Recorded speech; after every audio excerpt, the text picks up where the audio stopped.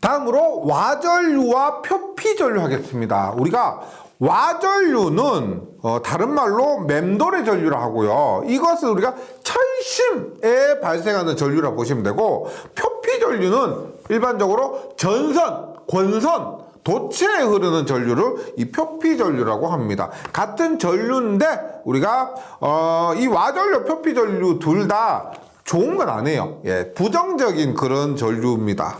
먼저 와전류부터 보도록 하겠습니다. 와전류는 에디 커런트입니다. 에디 뭐예요? 우리가 회오리 이런 의미죠. 회오리 전류, 맴돌이 전류라고 하는데, 이렇게 보시면 되겠습니다. 우리가 이런 철심이 있습니다. 철심이 있는데, 이 철심에 그래서 이 철심 내부로 자속이 발생한다는 겁니다. 우리가 7장에서 배운 자기회로에 따르면 그 철심을 따라서 자속이 흐르죠. 그래서 이런 내부로 자속 파이가 흐르면 이 자속이 만약에 변하게 되면 이 자속의 변화를 방해하는, 이 자속의 변화를 방해하는 이렇게 철심에 맴도는 전류, 회오리 전류 있죠. 이러한 맴돌이 전류, 와전류가 발생한다는 겁니다. 이것을 수식적으로 나타내보면 이렇게 돼요. 우리 저번 시간에 했죠? 로테이션 E는 마이너스 라운드 T분의 라운드 B가 됩니다. 근데 우리가 5단에서 어떻게 I는 KE라고 했죠. I는 KE, 전도전류 밀도는 도전율 곱하기 전개의 세기입니다. 따라서 E는 어떻게 돼요? E는 K분의 I가 됩니다. 즉 로테이션 E 대신에 K분의 I는 마이너스 라운드 T분의 라운드 B가 되고, 이 K를 이쪽으로 넘겨요. 그러면 로테이션 E는 마이너스 K의 라운드 T분의 라운드 B가 됩니다. 즉 I는요, 로테이션 I는요. 그래서 보세요. 자속 밀도의 시간적인 변화는 그것을 방해하는 회전하는 전류, 로테이션 I, 회전하는 전류를 발생시킨다는 겁니다. 즉 여기에 철심의 자속이 교류 자속이에요. 그래서 시간에 따라서 변하는 자속이 이렇게 철심 단면을 흐르면, 이 철심 단면에서는 이 자속이 변화를 방해하는, 이렇게 자속이 이렇게 발생한다고 하면 이렇게 수직으로 자속의 변화를 막는 회전하는 전류가 발생하는데, 이 회전하는 전류를 우리가 에디 커런트, 즉 맴돌의 전류라고요. 근데 이 전류는 손실입니다. 손실. 얘가 흘러서 좋을 게 하나도 없죠. 흐르는 자속의 변화를 막아버리고, 그리고 이렇게 철심에 전류가 흐르게 되면은, 그 전류로 인해서 열이 발생합니다.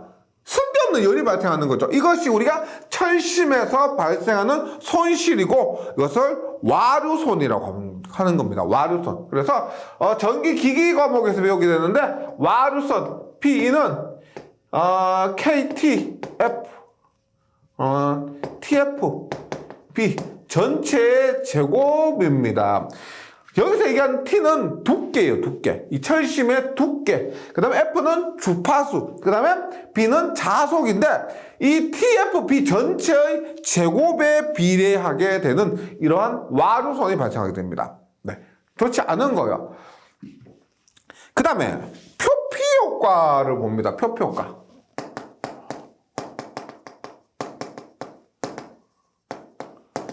표피 효과 볼게요. 앞에서 말씀드린 이 와류선은 흔히 전선보다는 철심 있죠. 철심에서 발생한다고 보시면 되고요. 물론 전선에서도 발생할 수가 있습니다. 근데 보통 철심에서 발생한다, 이렇게 이해해 주시고, 표피 효과는 전선, 도선, 구리선 있죠. 거기에서 발생하는 겁니다. 보세요. 우리가 구리선을 전선에 이렇게 잘랐을 때 단면이 이렇다고 봅니다. 했을 때 우리가 생각했을 때 이상적으로 전류가 이렇게 골고루 흘렀으면 좋겠죠. 예. 골고루 전류가 흘렀으면 좋을 것 같은데 실제로는 이렇게 되는 것이 아니고 보세요. 바깥부터 채워나가는 겁니다. 이렇게 전류가 흐르고 그 다음에 이렇게 전류가 흐르고 그 다음에 이렇게 전류가 흐르고 이렇게 전류가 흐르고 이 안쪽은 전류가 흐르지 못할 수도 있습니다. 즉 표피 효과가 뭐냐면 도선에 흐르는 전류가 안쪽으로 갈수록 전류 밀도가 낮아지고 바깥으로 갈수록 전류 밀도가 높아진다. 전류 밀도가 낮다. 전류가 잘 흐르지 못한다. 전류 밀도가 높다. 전류가 잘 흐른다는 것을 의미합니다. 그래서 표피 효과는 영어로 표피 스킨 이펙트예요. 그래서 원주형 이러한 도체 전선에 전류가 흐르면 도체 내부로 갈수록 전류와 세계는 자수이 커져서 전류가 잘 흐르지 못하고 도체 표면으로 전류가 집중해서 흐르는 현상을 얘기합니다. 그래서 전류가 흐를 때는 안쪽은 잘 흐르지 못하고 바깥으로만 잘 흐르는데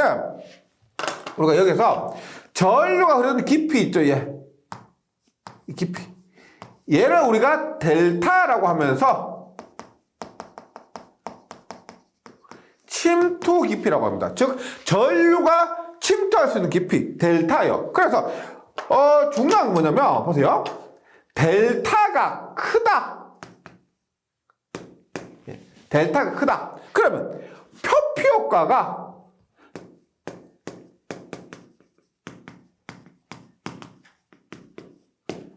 크다는 말일까요? 작다는 말일까요? 델타가 크다는 말은 표피 효과가 크다 작다. 표피 효과가 작다는 겁니다. 즉 뭐냐면 침투 깊이가 깊다는 것은 우리가 전류가 안쪽까지 많이 잘 흐를 수 있다는 얘기고요. 전류가 안쪽까지 잘 흐를 수 있으니까 표피 효과, 표피로만 전선의 바깥쪽으로만 흐르는 표피 효과는 작다 이렇게 이해하셔야 되겠습니다. 반대로 침투 깊이 델타가 작다는 것은 전류가 이렇게 표피 쪽으로만 흐른다는 의미죠. 그래서 이것은 표피 효과가 크다라고 하는 겁니다. 그래서 침투 깊이와 표피 효과는 반대로 이해를 해주셔야 돼요. 그랬을 때 이 표피 효과를 구하는 공식 델타는 공식 루트 파이 F 뮤 K분의 1입니다. 꼭 기억해 주셔야 돼요. 표피 효과에서 침투 깊이 델타는 루트 파이 F 뮤 K분의 1m.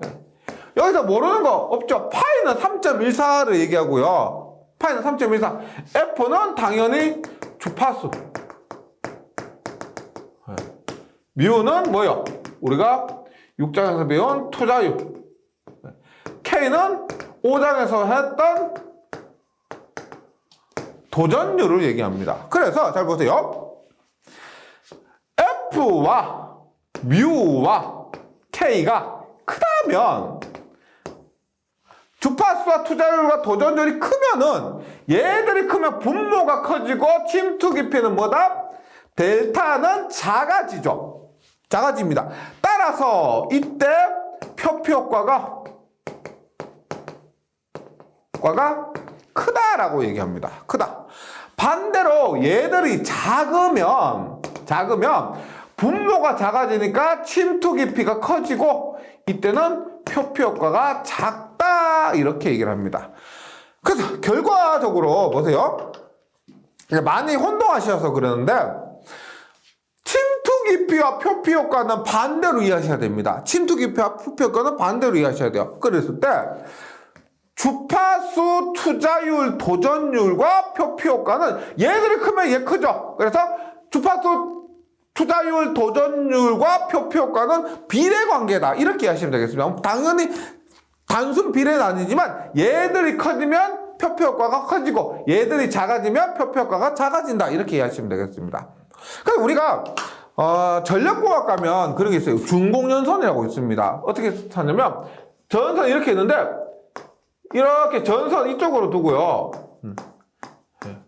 가운데 이렇게 비워둔 거예요. 가운데를. 왜? 어차피 내가 고주파에서 전선을 이렇게 비슷한 구리를 가지고 꽉 채우더라도 전류가 다 흐르지 못하죠. 따라서 가쪽으로만 이렇게 흐를 수 있도록 가쪽으로만 구리로 채우고요. 가운데는 비워둔 겁니다. 이게 뭐 주파수가 높을 때, 주파수가 높으면 표표가 크기 때문에 이런 식으로 전선의 구조를 결정할 수가 있다는 거죠. 그래서 교재에 나와 있지만 고주파일수록, 주파수가 높을수록, 전도도 K가 클수록, 투자율 뮤가 클수록 표표 효과가 크다고 정리를 해주시기 바라겠습니다. 계속해서 자기 인덕턴스입니다. 자기 인덕턴스 볼게요. 우리 3장에서 C를 했습니다. C 패라. C 정전 용량이었죠. 5장에서 R을 했습니다. 얘는 뭐다? 커패시턴스 정전 용량, 뭐 전하 축적 능력입니다. 전하를 얼마나 많이 담을 수 있느냐. 얘는 뭐요? R이고 단위는 옴입니다. 레지스턴스, 즉 전류 방해 능력입니다. 전류를 얼마나 방해할 수 있느냐. 그 다음에 지금 우리가 8장에서 뭐 L을 하고 있습니다. L이고 단위는 헨리요. 헨리. 얘는 뭐냐? 자속 발생 능력이요. 자속 발생 능력.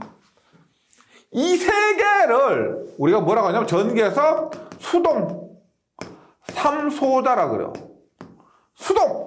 수동적이다, 능동적이다 할 때 그 수동이에요. 즉 얘는 반도체 같은 거는 우리가 뭐 능동소자, 이렇게 얘가 스스로 어느 정도 작용할 수가 있는데 이 CLR의 이 수동소자는 그냥 막말로 그냥 까라면 까는 거예요. 전압과 전류와의 관계가 선형적으로 동작하고요. 이 수동 3소자가 전기에서는 가장 기본적인 소자가 됩니다. 그래서 3장에서 C를 했고 5장에서 R을 했고 이번 8장에서 L을 공부를 하면서 이 전기에서 배우는 수동 3소자에 대해서 완성하는 거죠. 완료를 하는 겁니다. 네. 그래서 자기 인덕턴스인데 인덕턴스가 얘예요. 자속 발생 능력을 얘기합니다. 그러면 자기 인덕턴스에서 먼저 자기 인덕턴스를 다른 말로 자기 유도계수라고 하는데 개념을 한 번만 살펴보도록 합니다. 보세요. 우리가 7장에서 자기회로에 대해서 조금 공부를 했죠. 이렇게 합니다. 돼요? 여기에 직류전원을 하고요. 스위치를 이렇게 닫습니다. N이고요. 그럼 보세요. 스위치를 닫으면 여기에 전류가 흐를 겁니다. 전류가 흐를 것이고 여기에 전류가 흐르면 7장에서 여기에 자속이 발생한다고 했었죠. 자속이 발생했습니다. 그러면 자기 인덕턴스가 뭐냐면 이 개념부터 볼게요. 내가 전류를 흘리면 자속이 발생을 합니다. 전류를 흘리면 자속이 발생해요. 그런데 권선이 한 번 감겨 있으면 I를 흘리면 파이가 발생하는데 N번 감겨 있어요. 그러면 한 번 감겨 있을 때, 두 번 감겨 있을 때, 세 번 감겨 있을 때, 네 번 감겨 있을 때, 다섯 번. 그러면 이 자속은 감긴 권수 N에 비례해서 N파이만큼 발생합니다. 그런데 보세요. 전류는 N파이는 아니죠. 전류를 흘리면 N파이만큼의 자속이 발생하는데 자속이 얼마나 발생하느냐? 그래서 I는 N파이가 아니고요. 전류를 흘리면 N파이가 얼마나라는 의미에서 인덕턴스 L의 개념이 나오는 겁니다. 즉 인덕턴스 L은 뭐냐? L은 I분의 N파이. I분의 N파이. 우리가 3장에서 C는 뭐였어? C는 V분의 Q였죠. Q는 C분에서 C는 V분의 Q였습니다. 그래서 지금 여기 보시면 N파이 전체 자속과 전체 전기량이 비교됩니다. 얘가 뭐예요? 전기량은 전속이었죠. 전기량 전속, 얘는 전체 자속. 그 다음에 전류와 전압이 비교돼요. 전압이 비교됩니다. 그 다음에 인덕턴스와 정전 용량 C가 비교되는 거예요.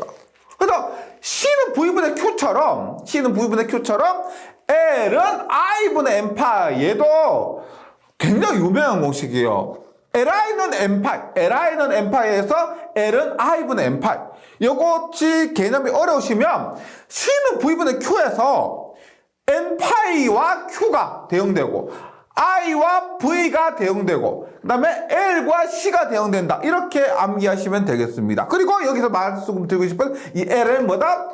인덕턴스. 그 다음에 한국말로 자기 유도개수. 자기 인덕턴스하고 자기 유도개수가 됩니다. 네, 계속 해볼게요. 교재를 한번 보시면 자기 유도란 코일 자체 유도기전력이 발생되는 현상을 얘기하는데 보세요. 다시 그립니다.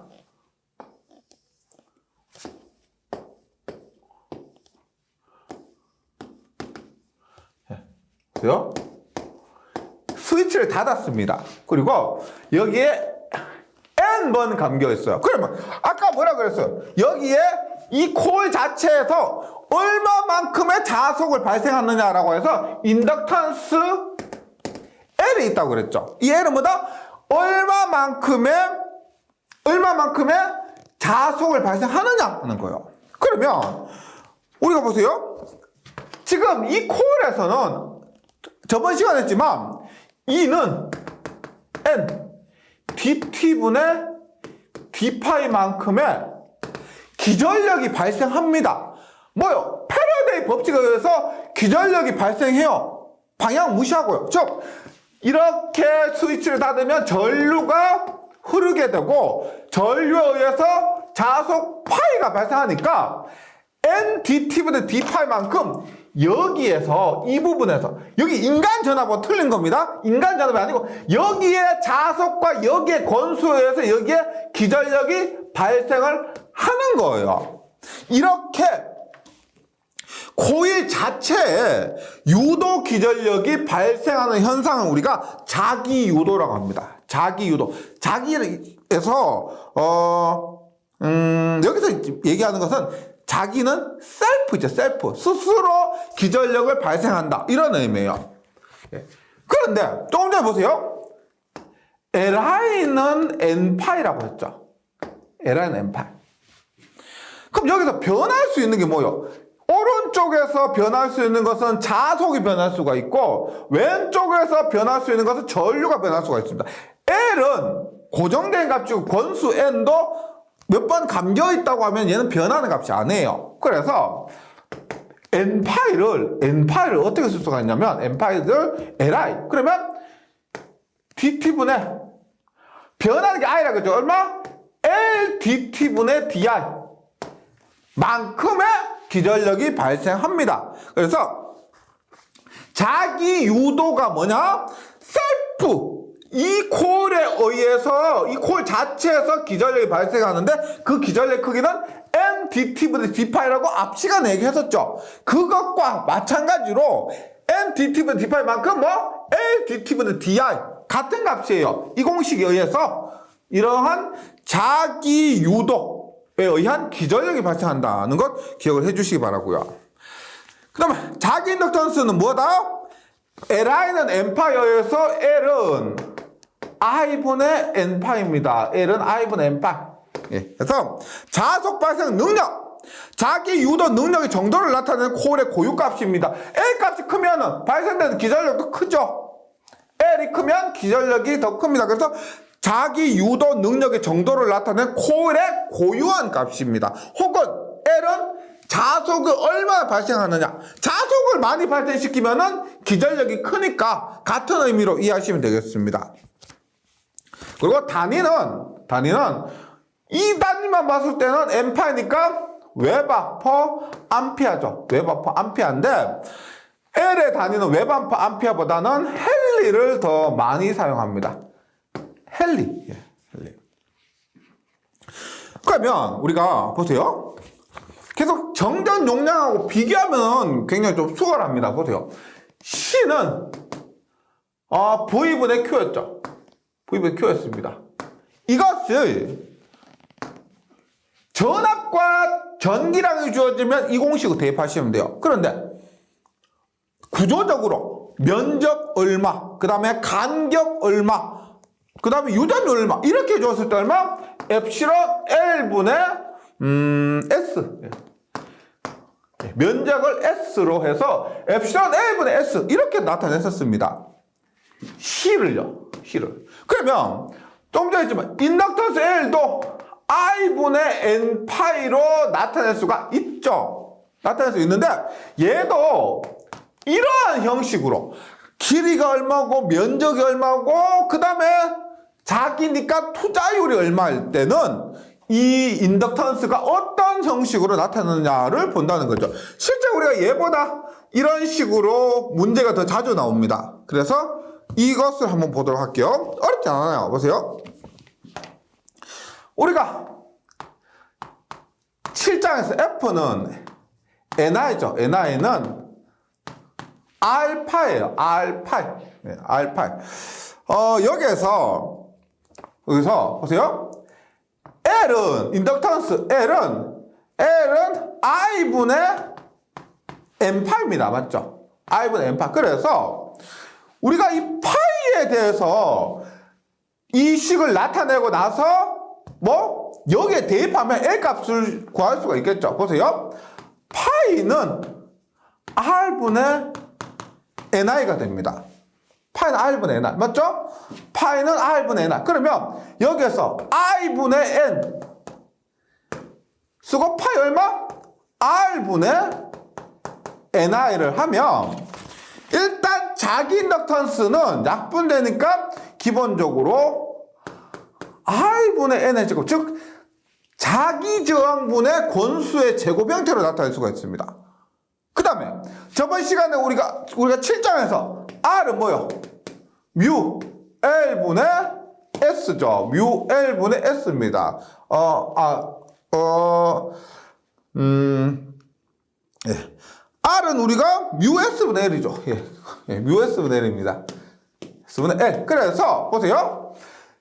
대입하면 어떻게 돼요? R 대신에 뮤 S분의 L 분의 N에 제곱하니까 결국 나타난 것이 L분의 뮤 S N의 제곱해서 이렇게 나오게 됩니다. 즉 보세요.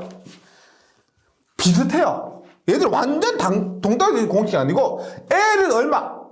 지금 L이 전류와 N파이가 주어지면 이 공식인데 길이와 단면적과 투자율이 주어지면 얼마? L분의 뮤 S. 이까지는 비슷하죠? 정전 용량은 엡실론 대신에 뮤. 그 다음에 SL. 여기까지 같습니다. 그런데 인덕턴스는 감긴 권수 턴이 있죠. 몇 번 감겼느냐. 그게 중요한 거예요. 몇 번 감겼느냐 그 권수의 제곱을 대입합니다. 그래서 공식이 어려운 게 아니고요. 따로 떼서 보면은 쉬워요. 다시 C는 엡실론, L은 뮤, 얼마? L분의 S, L분의 S. 여기가 똑같아요. 얼마? 여기에서 얘는 끝났는데 얘는 권수 있죠. 권수 N의 제곱이 들어가는 겁니다. 뮤 S N의 제곱. 네. 외워주시기 바라고요. 그 다음에 아까 했지만 코어에 발생되는 전압 E는 얼마? 마이너스 N dt분의 d파. 이렇게 저번 시간에 구했었는데 이번 시간에 인덕턴스 L의 개념을 도입하면서 마이너스 L의 dt분의 dr. 이 공식이 사실상 더 많이 씁니다. 이 공식은 우리가 회로 이론 시간에도 사용을 하게 되고요. 예, 이렇게 하는 것은 Li는 N파이의 관계를 이용해서 이런 식으로 바꿀 수가 있다는 거. 예, 자기 인덕턴스의 개념에 대해서 한번 좀 정리를 해주시기 바라고요. 그 다음에 인덕턴스의 단위도 잘 나와요. 인덕턴스의 단위는 보세요. 인덕턴스의 단위는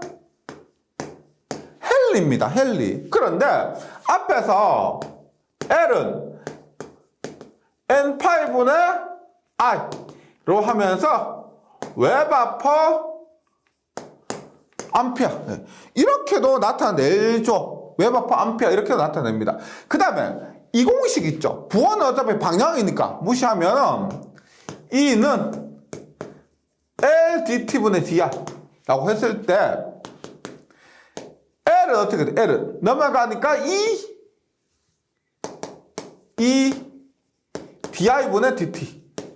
그러면 DI분의 DT입니다. 그러면 전압, 얘가 지금 전압이죠. 볼트. DI 전류죠. 암페어. DT는 세커입니다. 암페어분의 V 볼트 세커. 그럼 얘는 뭐예요? 암페어분의 V는 옴의 법칙에 의해서 옴세커가 되죠. 옴세커. 그래서 인덕턴스의 단위가 헨리 기본 단위고요. 혹은 웹/퍼 암피어, 혹은 뭐 볼트 세커 퍼 암피어도 되고요. 옴세커 이렇게도 나타낼 수가 있다는 겁니다. 네, 이러한 인덕턴스의 단위고요. 그 다음에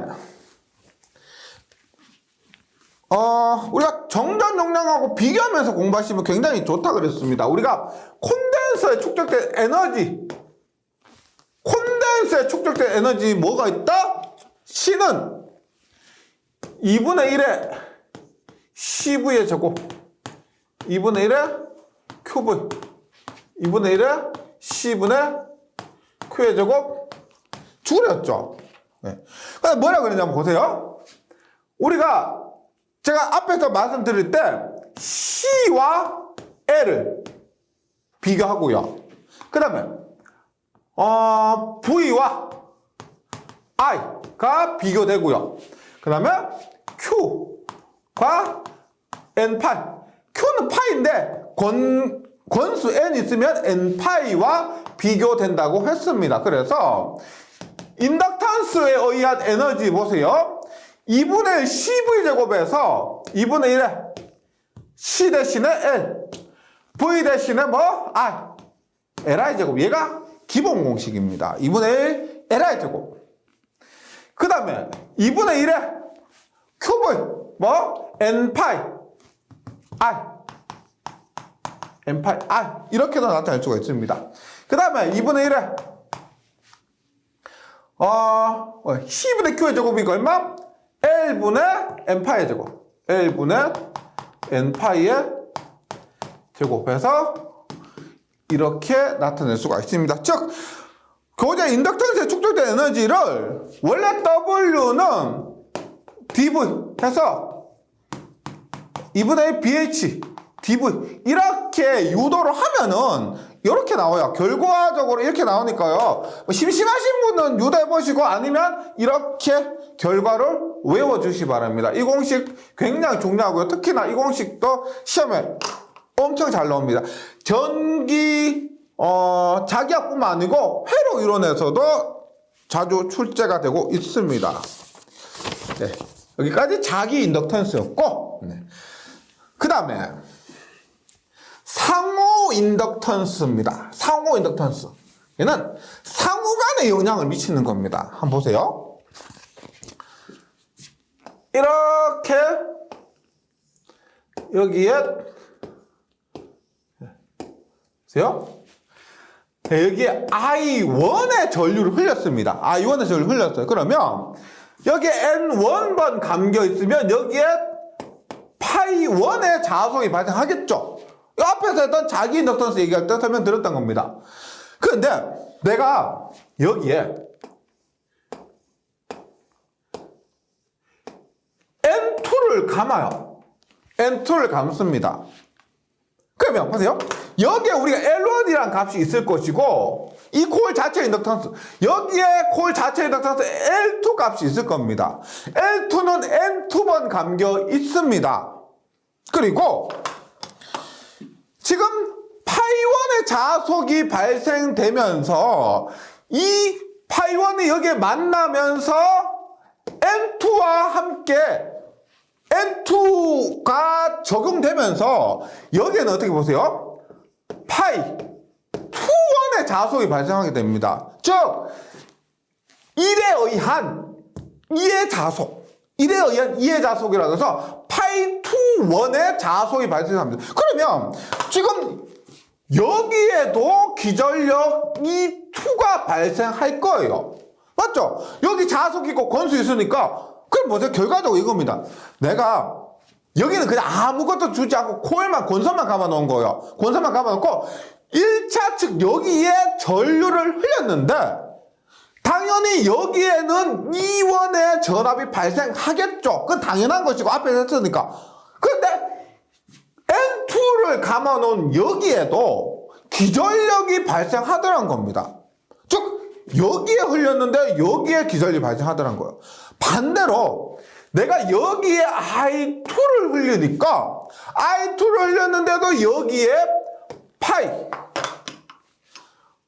1, 2, 2에 의한 1의 자속이 또 발생하고 여기에 기전력이 발생한다는 겁니다. 그래서 지금 얘기하고 있는 상호 인덕턴스 혹은 상호 유독에서는 상호 간에 영향을 미치는 거예요. 여기에 전류를 흘리는데 그 전류에 의해서 자속이 발생하고 여기에 기전력이 발생하고요. 그 다음에 여기에 전류를 흘렸을 때도 여기에 기전력이 발생하는 이러한 상호 간에 작용하는 것을 상호 인덕턴스 혹은 상호 유독에서라고 합니다. 그래서 교재를 한번 보시면은요. 한쪽 코일의 전류가 변화할 때 여기서 스위치를 온오프 하죠. 스위치를 온오프 하면 전류가 발생하고 자속이 변화합니다. 한쪽 코일의 전류가 변화할 때 다른 쪽 코일의 유도 기전력이 발생하는 현상을 상호 유도예요. 우리 앞에서 자기 유도 뭐였어? 자기 유도는 코일 자체 자기 쪽에 기전력이 발생하는 것을 자기 유도, 상대방 쪽에 기전력이 발생하는 것을 상호 유도라고 합니다. 상호 인덕턴스는 상호 유도가 발생하는 정도인데 보세요. 우리가 인덕턴스는 뭐였어? 인덕턴스는 L은 I분의 N파였죠. N파였습니다. 근데 여기서는 L1은 I1분의 N1 파이1 이렇게 하니까 별로 고민할 게 없었어요. L1은 I1분의 N1 파이1이니까요. 그런데 상호 인덕턴스는 얘하고 동일한 개념으로 I분의 N파예요. I분의 N파입니다. L은 I분의 N파인 것처럼 M도 I분의 N파예요. 그런데 지금 여기 보세요. 이 상호 유독에서는 지금 1차 측 I1 쪽에 전류를 흘렸는데 영향받는 권수는 뭐예요? N2죠. 상호니까 N2입니다. N2. 그리고 발생하는 자속은 뭐예요? 1에 의한 2의 자속이라고 해서 2,1이 됩니다. 2,1. 그 다음에 이것에 의한 것도 동일하게 여기 영향을 미치는 거예요. 얘가 하나가 되어서 여기에서 여기에 영향을 미치는 것과 여기에서 영향을 미치는 것이 같아지는 거죠. 그래서 이것하고 똑같이 했을 때 얘가 여기에 영향을 미치는 뭐예요? I2가 흘렸을 때 N1의 권수에 의해서 파이 여기는 뭐 2에 의한 1 해서 1, 2. 2에 의한 1의 자속입니다. 이렇게 상호 인덕턴스가 발생한다는 것이요. 근데 우리가 앞에서 보세요. 자기 인덕턴스 할 때 제가 어떻게 했냐면 R분의 N의 제곱이라고 했죠. R분의 N의 제곱. 이렇게요. 상호 인덕턴스는 어떻게 되느냐? 나머지는 똑같아요. R분의 N의 제곱이 아니죠. 여기 N1, N2가 있습니다. 그래서 N1, N2 이렇게 되는 거죠. N1, N2. 그럼 자기 인덕턴스 얼마? L분의 USN의 제곱이었죠. L분의 USN의 제곱이었죠. 따라서 상호 인덕턴스 얼마? L분의 US N1 N2 이렇게 되는 겁니다. 네. U는 뮤0 뮤S니까 L분의 뮤0 뮤S SN1 N2 이렇게 되는 거죠. 그래서 결과적으로 기억하셔야 될 건 뭐냐면은 우리가 지금 상호 인덕턴스 하고 있죠. 상호 인덕턴스는 자기 인덕턴스와 비교했을 때 얘는 R분의 N의 제곱이었습니다. L1은 N1의 제곱. 만약 L2라면 R분의 N2의 제곱 이렇게 나왔었어요. 그리고 얘들 어떻게? L분의 US N1의 제곱. 얘는 L분의 US N2의 제곱. 이렇게 L1, L2. 즉 여기에서 얘기한 L1, L2, L1, L2를 이렇게 나타낼 수가 있었고 상호 인덕턴스는 얼마? R분의 N1, N2. 그 다음 이런 식으로 표현하면 뭐다? L분의 US, U0, US, S의 N1, N2.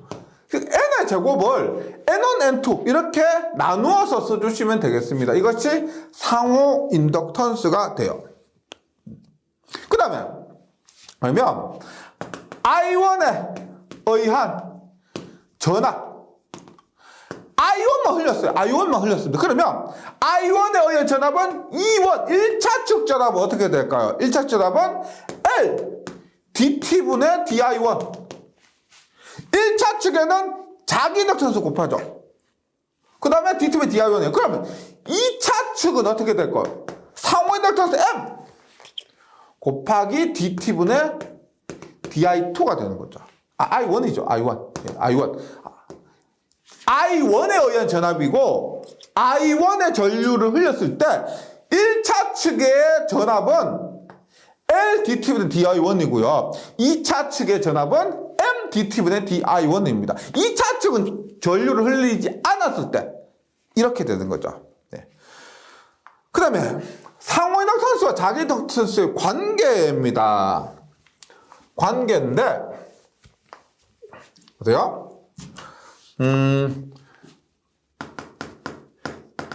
L과 M의 관계해.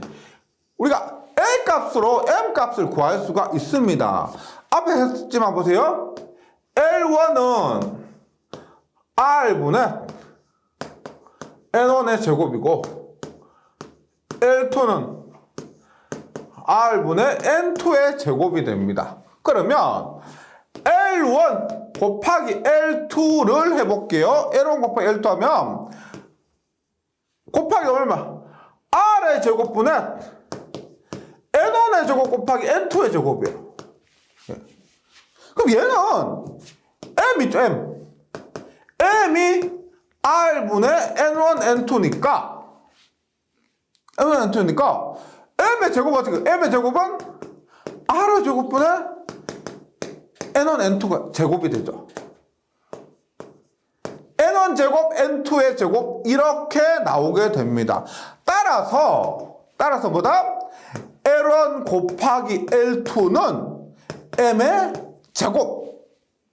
간단하죠? 간단하게 정리됩니다. 그래서 M은 루트의 L1, L2가 된다. M은 루트의 L1, L2. 굉장히 중요한 상호 인덕턴스와 자기 인덕턴스와의 관계가 됩니다. M은 루트 L1, L2. 네. 그 다음에 보세요. 이런 거 봅니다.